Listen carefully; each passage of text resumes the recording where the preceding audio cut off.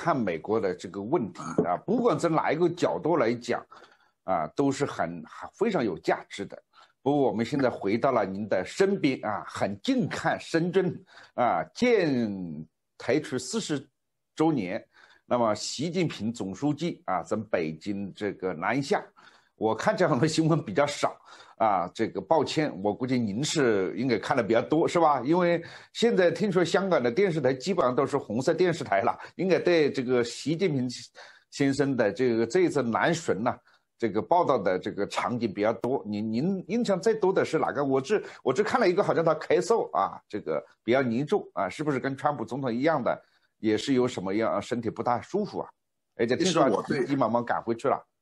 其实我对这个新闻今天已经兴趣不大啊，但是您既然开这个题目，我就看一些视频，是不是啊？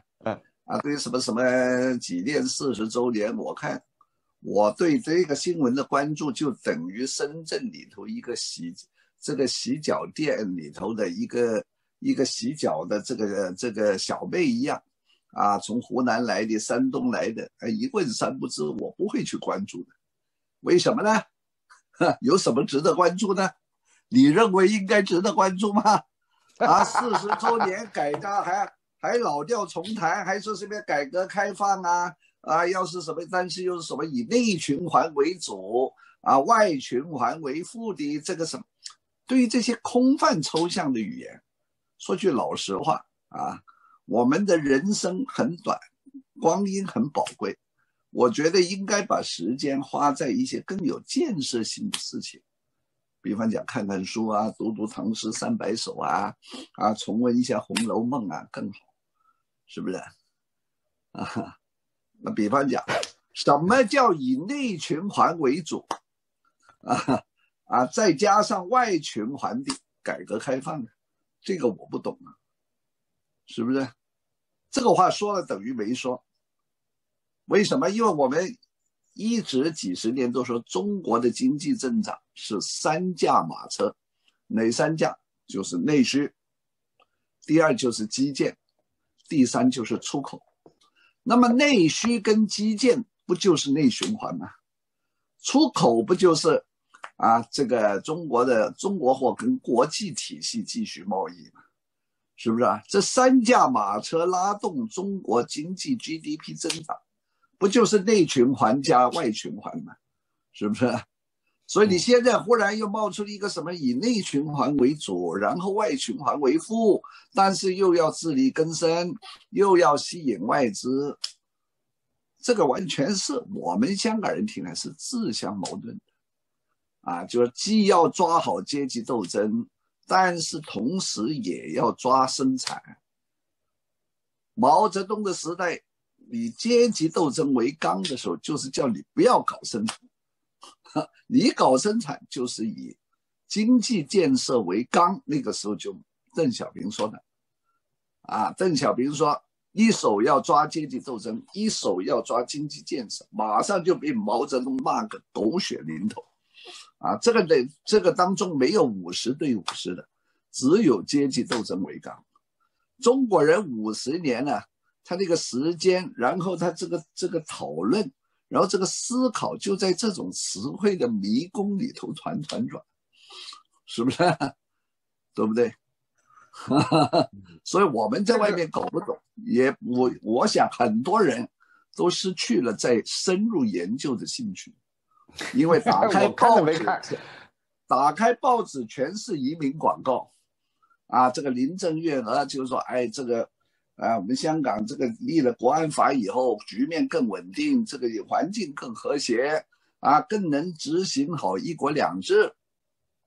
但是你看很多报纸，不只是苹果，还有这个清政府的明报跟信报，打开全是加拿大买房子，什么英国投资移民，澳大利亚，这就是最说明情况是不是对不对？所以呢，这个什么改革开放40周年，对我来说我没兴趣，对不起，我也没有认识，到了今天也没什么好说，是不是甚至习近平先生咳嗽你也没注意到。可以说我们没看到啊，因为把这镜头挪开了，就是耳朵听见这个几声咳嗽，我都不知道是真是假，是不是摄影师在咳嗽呢？啊，是不是这个一小撮反共反华势力啊，在这里啊浑水摸鱼呢？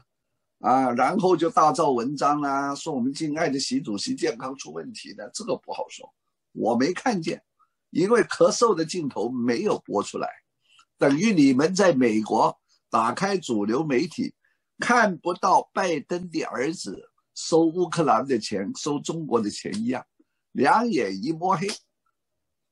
即使是咳嗽了又怎么样呢？是不是？啊，毕竟就60多岁的人了，咳嗽就咳嗽啊。对，我们平常也咳嗽啊。啊，我常常就咳嗽啊。啊，那习老爷子咳嗽了2下子有什么问题？不就是你们这些人想大造文章哦？好啊，川普中了，你也有今天了，是不是？是不是这个意思？对不对？啊，像你好了，看你笑的乐的，对不对？你又开始反讽我了啊 ！OK， 没有嘲笑我，网上马上就开始了。